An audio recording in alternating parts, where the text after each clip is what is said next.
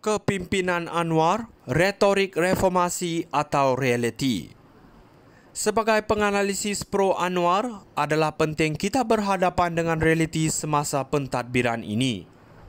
Hanifah Maidin, pengasas bersama Amanah, mungkin melihat Mahathir lebih berazam dalam menjalankan reformasi, tetapi kita tidak boleh menafikan bahawa Anwar kini menghadapi cabaran yang jauh lebih rumit. Ya, di bawah Mahathir, kita melihat tindakan terhadap rasuah di peringkat tertinggi. Tetapi adakah Mahathir betul-betul komited untuk reformasi struktur? Jika benar, mengapa kerajaannya tidak bertahan?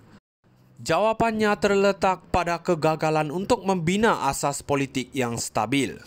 Keazaman Mahathir mungkin kelihatan kuat, tetapi ia dibina atas kerakusan kuasa peribadi, bukan kerjasama yang kukuh. Anwar sebaliknya berada dalam situasi unik di mana survival politiknya memerlukan kompromi besar, termasuk dengan UMNO. Ini adalah gabungan yang rumit tetapi perlu untuk mengekalkan kestabilan negara. Kritikan terhadap pelantikan Zahid Hamidi sebagai timbalan Perdana Menteri mungkin sahih, tetapi ini adalah sebahagian daripada strategi lebih besar untuk memastikan perpaduan politik. Hanifah mengeluh mengenai kegagalan melaksanakan reformasi.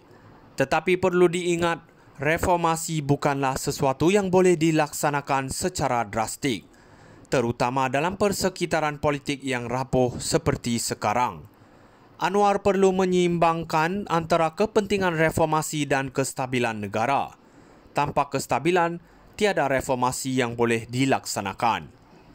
Jadi sebelum kita mengkritik Anwar secara berlebihan, kita harus melihat gambaran besar. Beliau sedang berusaha cuba membina asas politik yang mampu bertahan jangka panjang.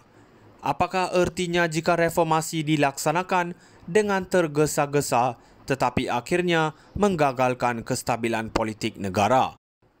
Slogannya "Lawan Tetap Lawan" kini membawa makna baru. Ia bukan lagi mengenai melawan dari segi retorik, tetapi melawan cabaran untuk memastikan reformasi berjalan perlahan tapi pasti. Tiba masanya untuk menyedari bahawa reformasi di bawah Anwar memerlukan masa dan strategi yang lebih mendalam, bukan sekadar janji kosong seperti yang dikatakan oleh sesetengah pihak. Kepimpinan Anwar, retorik reformasi atau realiti. Sebagai penganalisis pro Anwar, adalah penting kita berhadapan dengan realiti semasa pentadbiran ini. Hanifah Maidin, pengasas bersama Amanah, mungkin melihat Mahathir lebih berazam dalam menjalankan reformasi, tetapi kita tidak boleh menafikan bahawa Anwar kini menghadapi cabaran yang jauh lebih rumit. Ya, di bawah Mahathir, kita melihat tindakan terhadap rasuah di peringkat tertinggi. Tetapi adakah Mahathir betul-betul komited untuk reformasi struktur? Jika benar, mengapa kerajaannya tidak bertahan? Jawapannya terletak pada kegagalan untuk membina asas politik yang stabil. Keazaman Mahathir mungkin kelihatan kuat, tetapi ia dibina atas kerakusan kuasa peribadi, bukan kerjasama yang kukuh.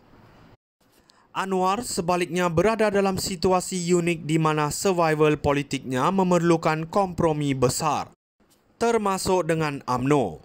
Ini adalah gabungan yang rumit tetapi perlu untuk mengekalkan kestabilan negara.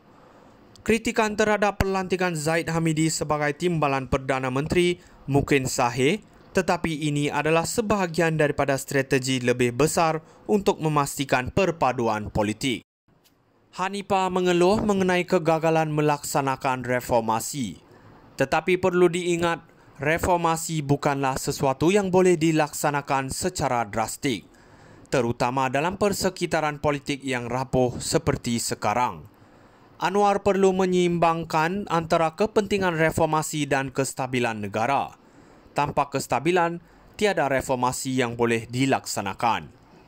Jadi sebelum kita mengkritik Anwar secara berlebihan, kita harus melihat gambaran besar. Beliau sedang berusaha cuba membina asas politik yang mampu bertahan jangka panjang. Apakah ertinya jika reformasi dilaksanakan dengan tergesa-gesa tetapi akhirnya menggagalkan kestabilan politik negara. Slogannya "Lawan Tetap Lawan" kini membawa makna baru. Ia bukan lagi mengenai melawan dari segi retorik, tetapi melawan cabaran untuk memastikan reformasi berjalan perlahan tapi pasti. Tiba masanya untuk menyedari bahawa reformasi di bawah Anwar memerlukan masa dan strategi yang lebih mendalam, bukan sekadar janji kosong seperti yang dikatakan oleh sesetengah pihak. Kepimpinan Anwar, retorik reformasi atau realiti.